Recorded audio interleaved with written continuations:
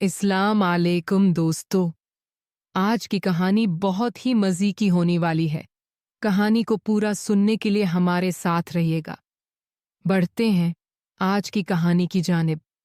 कहानी शुरू करने से पहले अब दोस्तों से दरख्वास्त है, हमारे चैनल को सब्सक्राइब करें। मेरी उम्र तकरीबन 25 साल थी।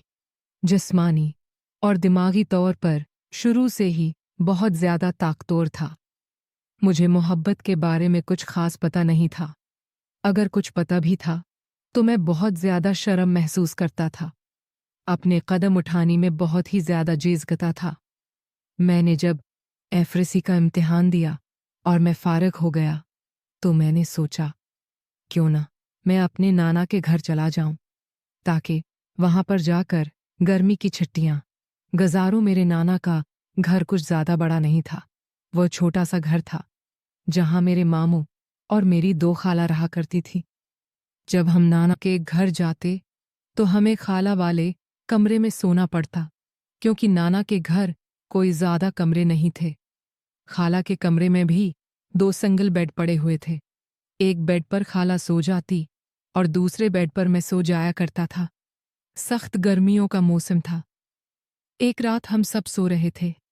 मुझे बहुत शदीद गर्मी लग रही थी। गर्मी इतनी ज़्यादा थी कि मुझे बुखार हो गया। मैंने अपने खाला को जगाया कि खाला, मुझे बहुत ज़्यादा गर्मी लग रही है। खाला ने मेरे सिर पर हाथ रखा और मुझसे कहने लगी कि तुम्हें तो बहुत शदीद बुखार हो रहा है। मेरी खाला ने घर से मुझे एक दवाई दी, जिसे पीने के बाद मुझे कुछ सुकून महसूस हुआ। खाला को मेरी बहुत ज़्यादा फिक्र हो रही थी। वो मुसलसल सिर दबा रही थी। मुझे पता नहीं चला कब मेरी आंख लग गई। जैसे ही कुछ देर के बाद मेरी आंख खोली तो मेरी खाला भी मेरे साथ ही लेटी हुई थी। खाला ने मेरा हाथ पकड़ा हुआ था। मैं ये सब कुछ महसूस करता जा रहा था, लेकिन मैं कुछ नहीं कह रहा था। खाला को यही लग रहा था कि शायद मैं नींद में हूं, लेकिन मैं सब कुछ महसूस कर रहा था। कमरे में काफ़ी ज़्यादा अंधेरा था, कुछ भी दिखाई नहीं दे रहा था। काफ़ी देर तक खाला यही काम करती रही। मुझे उन सब बातों से बहुत ज़्यादा मज़ा आ रहा था। मैं बुखार भूल चुका था। मैं खाला के साथ चपका हुआ था। इस वक्त मेरी खाला की उम्र भी कुछ से ज़्यादा नहीं थी। उनकी उम्र तकरीबन 23 साल थी। वो हर लिहाज से खूबसूरत थी। मुझे बहुत अजीब महसूस हो रहा था। खाला मुसलसल अपना काम करती जा रही थी। मेरा छोटा भी जाग चुका था। मैं खाला की बातों का कोई एक्शन नहीं दे रहा था।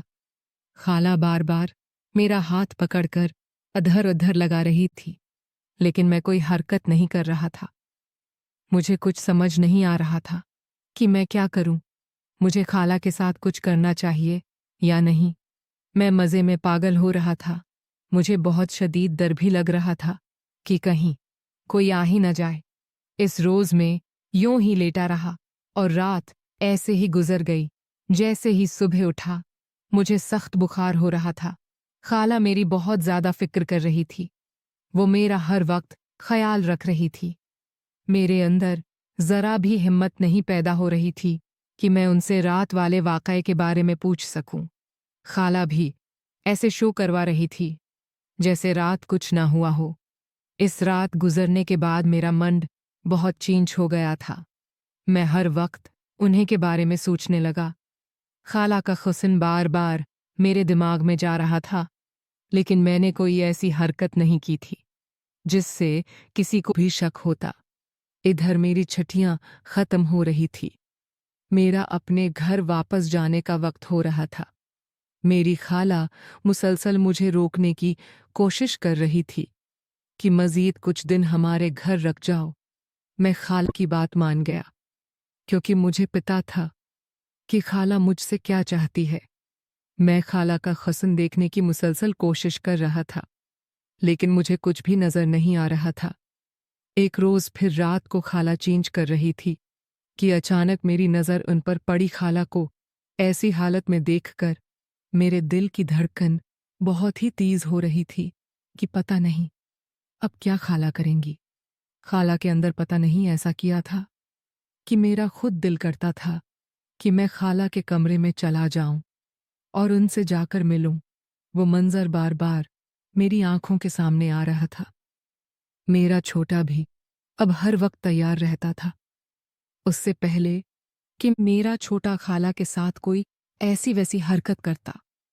मैं वापस अपने घर जाने की कोशिश करने लगा, लेकिन खाला ने मुझे ऐसे जाने नहीं दिया। तंग आकर मैंने भी अपना छोटो खाला को दे दिया। खाला मेरा छोटो लेने के बाद बहुत ही ज़्यादा खुश हो गई। मज़ीद अच्छी स्टोरीज़ के लिए चैनल को सब्सक्राइब कर लें ताकि हर आने वाली कहानी का नोटिफिकेशन आपको बहुत सानी मिलता रहे और हर अमदा और नई और दिल दहला देने वाली कहानियों को सुनकर आप भी खुश हो सकें। तो मज़ीद अच्छी स्टोरीज़ के लिए चैनल को सब्सक्राइब करना मत भूलिएगा। बेल आइकन को प्रेस कर लें। तब तक के लिए अल्लाह हाफ़िज़। मिलेंगे एक और नेक्स्ट कहानी के साथ।